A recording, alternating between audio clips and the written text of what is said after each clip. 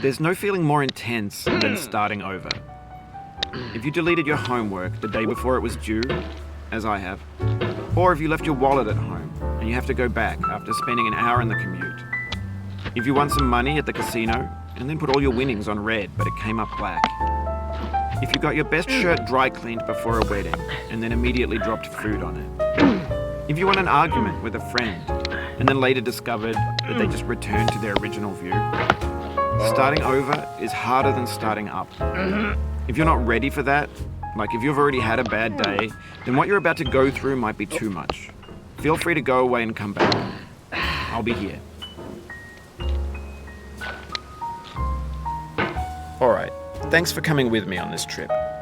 I'll understand if you have to take a break at any point. Just find a safe place to stop and quit the game. Don't worry, I'll save your progress, always. Even your mistakes. This game is a homage to a free game that came out in 2002, titled Sexy Hiking. The author of that game was Jazuo, a mysterious Czech designer who was known at the time as the father of B games.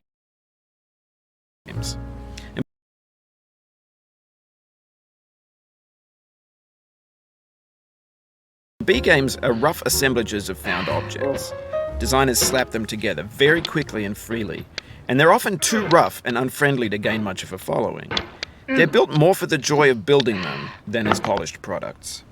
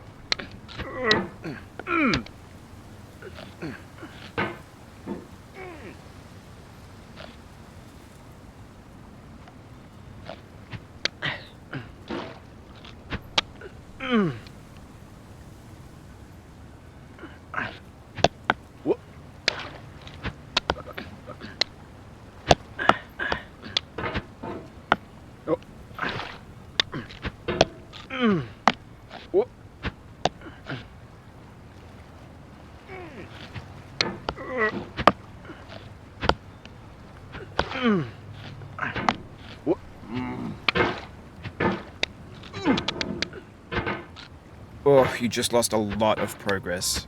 That's a deep frustration, a real punch in the gut.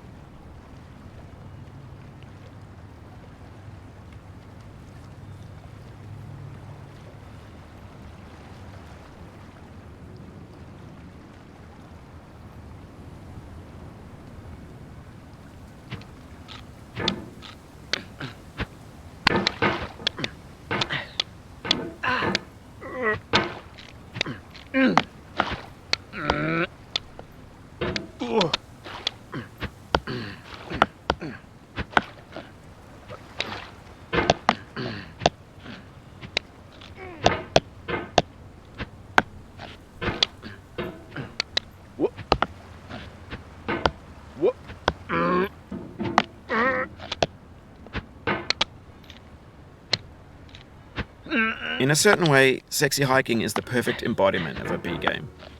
It's built almost entirely out of found and recycled parts, and it's one of the most unusual and unfriendly games of its time. In it, your task is simply to drag yourself up a mountain with a hammer. And that act of climbing, in the digital world or in real life, has certain essential properties that give the game its flavor.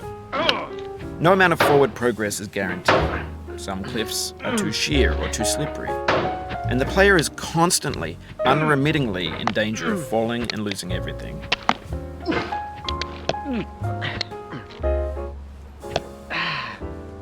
Oof, sorry about that.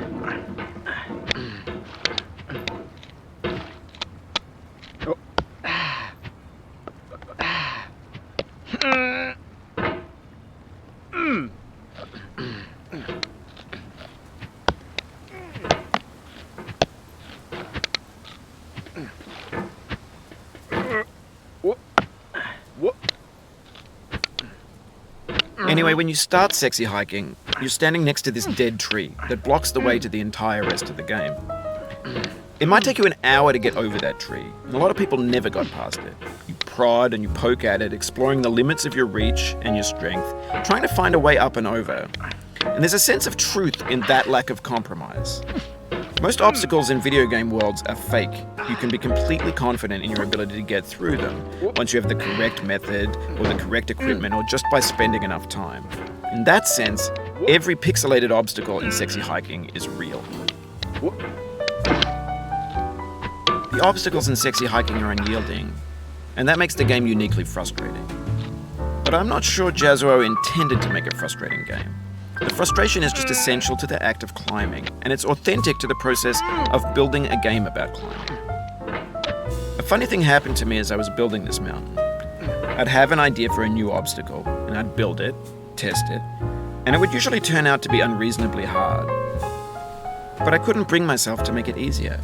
It already felt like my inability to get past the new obstacle was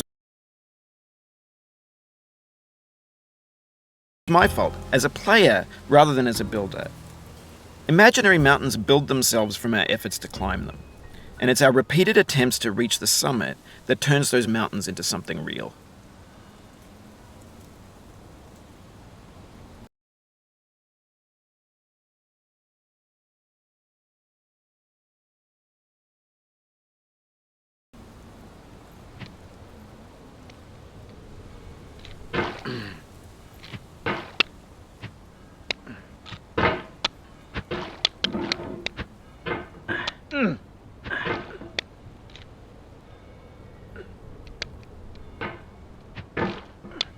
When you're building a video game world, you're building with ideas.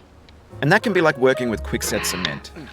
You mold your ideas into a certain shape that can be played with, and in the process of playing with them, they begin to harden and set until they're immutable, like rock. And at that point, you can't change the world, not without breaking it into pieces and starting fresh with new ideas.